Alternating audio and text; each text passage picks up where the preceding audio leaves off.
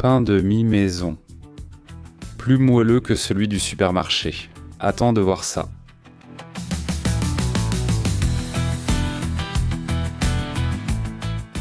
Et le meilleur dans tout ça, c'est que tu peux utiliser un moule à cake tout à fait ordinaire. Je croyais que faire du pain de mie à la maison était très difficile, jusqu'à ce que j'essaie cette recette et depuis, je n'en ai plus jamais acheté. Des ingrédients très simples, un demi-kilo de farine de blé ordinaire ou de force, 150 ml ou 3/4 de tasse d'eau et la même quantité de lait. Une cuillère à café ou 6 g de levure sèche de boulanger, 10 g ou une cuillère à soupe de sel et 2 cuillères à soupe ou 30 g de beurre. Si tu veux, tu peux mettre sur pause maintenant. Tu peux donc prendre des notes tranquillement. Et je suis sûr que tu as déjà tous les ingrédients chez toi. Dans un grand récipient, on met le demi-kilo ou 500 g de farine de blé, dans mon cas de la farine ordinaire. J'ajoute une cuillère à soupe de sel, environ 10 g, puis je mélange. Tu peux utiliser un fouet ou une fourchette, mais le fouet mélange mieux. Et il est important que le sel soit bien réparti. Une fois que tu as ça, tu vas faire une sorte de trou au centre, comme si c'était un volcan. Et une fois que tu as ce petit creux, tu ajoutes 3/4 de tasse d'eau et la même quantité de lait, toujours à température ambiante. Et en plus, 6 ou 7 g de levure sèche de boulanger. Attention, si tu veux utiliser de la levure fraîche, il faut en mettre une plus grande quantité, 2,5 g pour chaque gramme de levure sèche. Dans ce cas, nous utiliserons environ 6 g de levure sèche. Donc si tu sais multiplier, tu vois que ça fait 2 x 15. Corrige-moi en commentaire si je me suis trompé. Et maintenant, on mélange. On tourne et on tourne pour que la levure se dissolve. Et en plus, tu commences à incorporer la farine au liquide. Parce qu'au fond, c'est ce qu'on veut. Que toute la farine soit mélangée dans une sorte de pâte épaisse. On mélange juste jusqu'à ce que la farine disparaisse, sans complication. Quand presque toute la farine est incorporée, tu la transfères sur le plan de travail, la table ou l'endroit où tu veux la travailler. Mais assure-toi que tout soit bien propre, y compris tes mains. Car désormais, il faut aussi se salir les mains. Nous devons pétrir. Et avant tout, ce que nous faisons, c'est étaler un peu cette pâte et y ajouter 30 g de beurre chaud. Il doit être bien mou, presque comme une pommade. Tu la mets au centre. Tu replies la pâte pour que le beurre reste à l'intérieur. Et on commence à travailler. Nous allons pétrir doucement comme ça, simplement en l'écrasant avec les mains pendant 10 minutes donc, tranquillement et petit à petit. Ne t'inquiète pas, ce travail en vaut la peine. C'est ça le secret pour la mie. Si tu fais ça, le pain sera incroyable.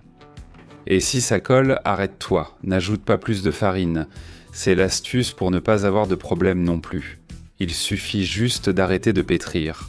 Laisse-le reposer tranquillement pendant 4 ou 5 minutes, ensuite tu recommences pas à pétrir. Cette pause fait que tout se met en place et que tu obtiens la boule de pâte parfaite. Souviens-toi, n'ajoute jamais plus de farine. Bon. À la fin, tu obtiendras une pâte lisse comme celle-ci. Parfaite, que tu peux la resserrer un peu et former une boule. Boule que tu vas placer dans un grand récipient. Je te recommande de le badigeonner d'un peu d'huile pour que la pâte ne colle pas ensuite, parce qu'elle va beaucoup gonfler. Nous allons la couvrir avec un couvercle, du film plastique ou un torchon humide, jusqu'à ce qu'elle double, voire un peu plus, de volume. 1 heure ou 1 heure et demie. En attendant, tu peux en profiter pour beurrer légèrement le moule que tu vas utiliser. Le moule classique à gâteau, démoulable ou non, ce n'est pas important. Tu as vu à quel point ça a gonflé ? C'est ici que le pain devient moelleux. Soyez attentifs à d'autres petites astuces. Maintenant, ce qu'on va faire, c'est faire sortir un peu d'air de la pâte. Oui, tu as bien entendu.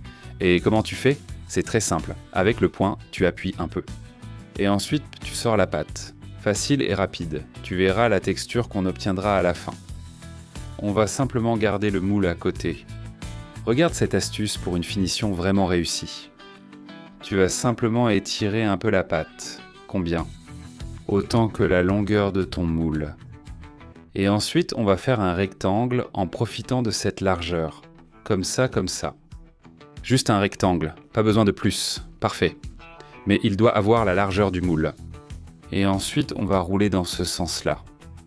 Toujours en serrant bien. Et quand tu verras la petite marque, tu vas la laisser vers le bas. Voilà. Tu as vu cette forme étrange ? Appuie un peu pour la garder plate. Voilà, la pâte est prête. Il faut juste attendre encore une demi-heure. As-tu remarqué la façon curieuse dont c'est enroulé ? Eh bien oui, c'est ce qui te garantit que le pain est la forme parfaite. Regarde comme il a encore poussé.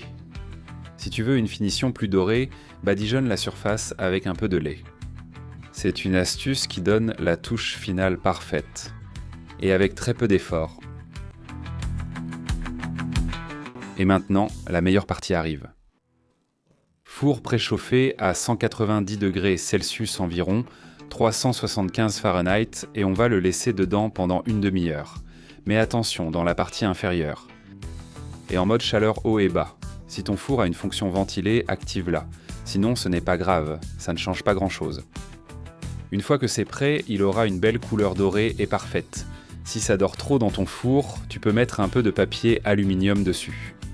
Comme ça ne dort pas plus, mais ça continue de cuire à l'intérieur. Pour moi, c'est sorti exactement ainsi. Et maintenant, à chaud. Ce détail est très important. Il faut démouler tant que c'est chaud. Moi, comme j'ai un moule démontable, je le fais directement comme ça, avec un cure-dent. Sinon, tu sais déjà, il faut le retourner. Regarde comme ça a l'air appétissant. Parfait dès qu'on le sort. Mais nous sommes ici pour nous améliorer. Et je cherche toujours le meilleur. Merci. Et avec très peu de travail.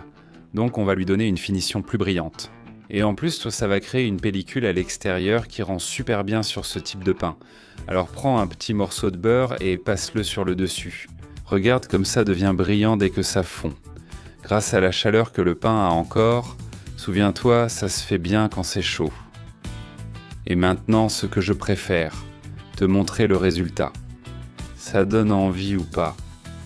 Un super pain de mie qui a l'air incroyable. Et le meilleur dans tout ça, c'est qu'il est fait avec des ingrédients très simples, très bon marché, et avec une finition que tu n'imagines même pas. Et le mieux, comme toujours, c'est de le goûter et de le voir à l'intérieur. Regarde-moi cette mie incroyable. Quoi ? Tu veux une tranche ? Regarde cette mie. Tu ne trouves pas ça au supermarché. Un pain de mie maison qui bat à plate couture n'importe lequel que tu as pu acheter. Impressionnant. Si tu aimes les recettes simples comme celle-ci, abonne-toi, il y en aura d'autres.